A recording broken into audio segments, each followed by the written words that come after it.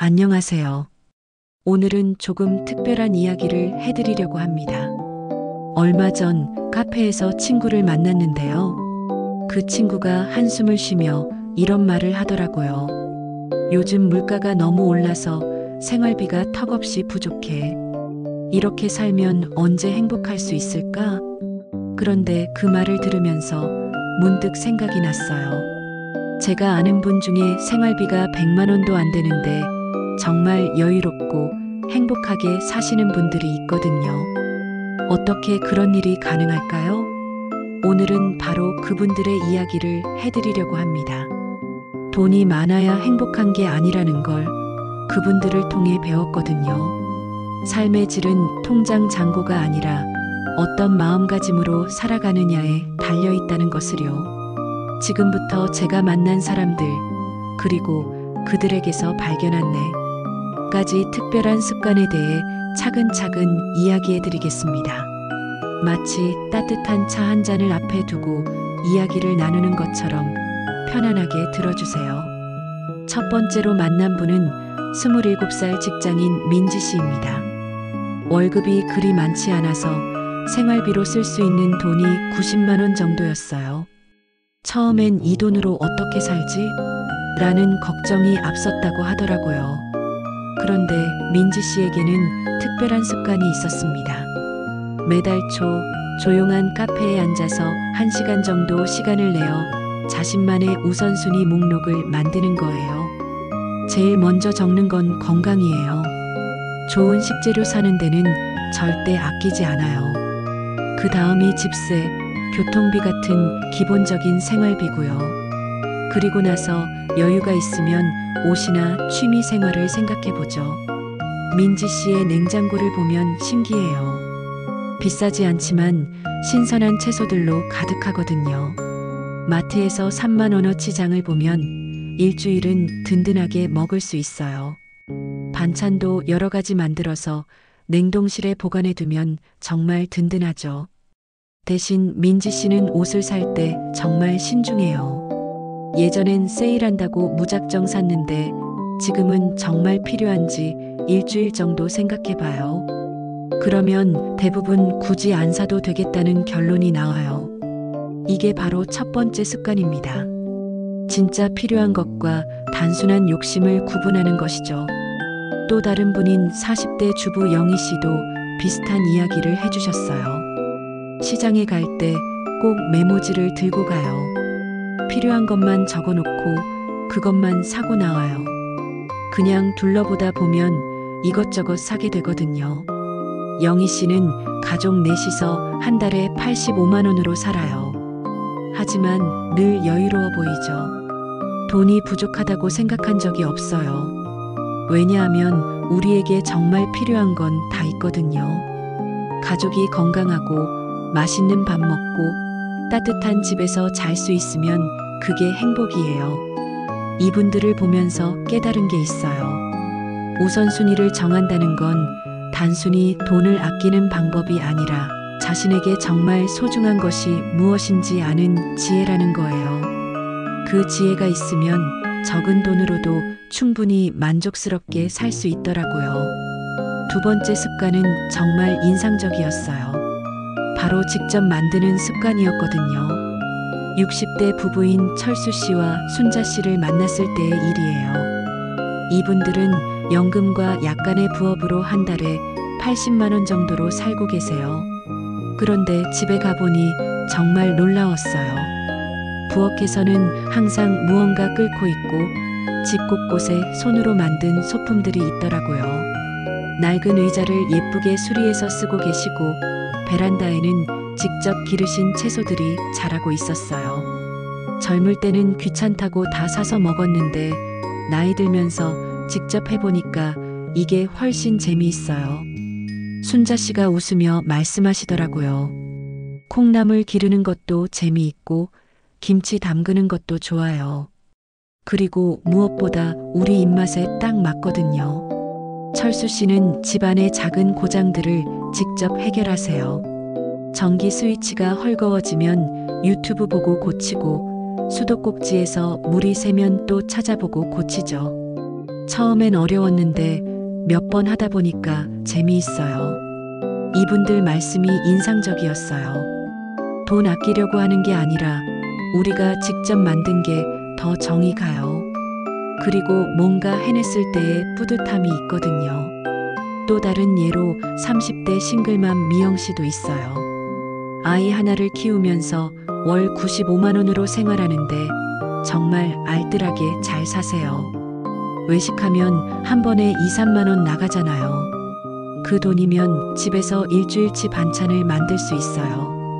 그리고 아이랑 같이 요리하면 놀이도 되고 교육도 되고 일석이조죠. 미영 씨네 냉장고는 항상 알록달록해요. 직접 만든 밑반찬들로 가득하거든요. 김치찌개, 된장찌개, 미역국 이런 건 한번 끓여놓으면 며칠 먹을 수 있어요.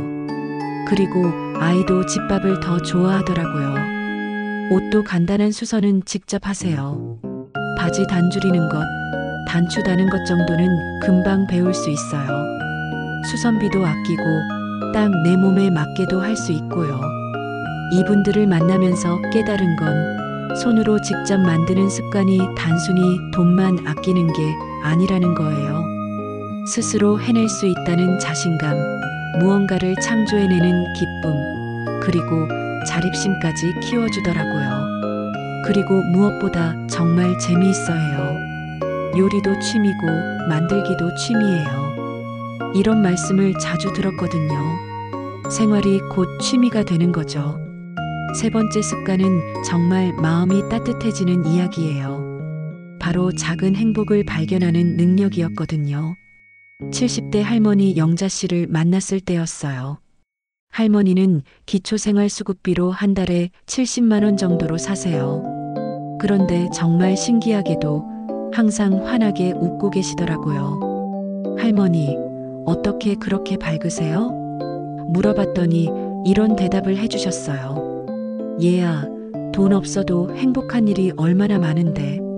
아침에 일어나서 베란다에 나가 화분 보는 것, 동네 산책하면서 강아지들 보는 것, 마트에서 할인하는 과일 하나 사와서 TV 보며 먹는 것. 이런 게 다 행복이야. 할머니는 매일 오후 2시쯤이면 동네 공원에 가세요. 공원 벤치에 앉아서 사람들 구경하는 게 재미있어. 아이들 노는 것도 보고 강아지들 산책하는 것도 보고 드라마보다 더 재미있어. 그리고 도서관도 자주 가신대요. 책도 공짜로 볼 수 있고 에어컨도 빵빵하고 조용해서 좋아. 가끔 문화 강좌도 들을 수 있고. 할머니 일주일 스케줄을 들어보니 정말 알차더라고요.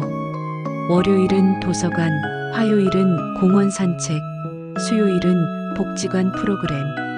돈은 거의 안 드는데 매일매일이 즐거워 보이세요. 또 다른 분은 40대 직장인 수진 씨예요. 혼자 살면서 월 85만 원으로 생활하는데 정말 여유로워 보이세요. 퇴근하고 나서 한강 따라 걷는 게 제일 좋아요. 돈 한 푼 안 들고 스트레스도 풀리고 운동도 되고 특히 일몰 시간에 맞춰 나가면 정말 예뻐요. 수진 씨는 주말에도 특별할 게 없어 보이지만 정말 만족스러워해요. 토요일 아침에 늦잠 자는 것, 좋아하는 음악 들으며 청소하는 것, 베란다에서 커피 마시며 책 읽는 것. 이런 게 제겐 최고의 힐링이에요. 가끔 친구들과 만날 때도 돈이 많이 드는 곳보다는 공원에서 돗자리 펴고 도시락 먹거나 집에서 차 마시며 수다 떠는 걸 더 좋아한대요. 비싼 카페 가서 3만 원 쓰는 것보다 집에서 맛있는 차 끓여서 친구들과 시간 보내는 게 훨씬 좋아요. 더 편하고 더 오래 있을 수 있고. 이분들의 공통점이 뭔지 아세요? 행복의 기준이 돈이 아니라는 거예요. 돈을 써야만 즐거운 게 아니라 일상 속에서 작은 기쁨들을 찾아내는 능력이 있더라고요. 그리고 그런 작은 행복들이 모여서 큰 만족감을 만들어내는 것 같아요. 정말 소확행의 달인들이세요. 마지막 네 번째 습관이 가장 인상 깊었어요. 바로 절약을 억지로 하는 게 아니라 자신이 선택한 생활 방식으로 받아들이는 태도였거든요. 50대 부부 정호 씨와 은영 씨를 만났을 때의 일이에요. 이분들은 자영업을 하다가 어려워져서 지금은 생활비를 많이 줄이셨어요. 한 달에 90만 원 정도로 두 분이 사세요. 처음엔 이분들이 많이 힘드실까 걱정했는데 전혀 그렇지 않더라고요.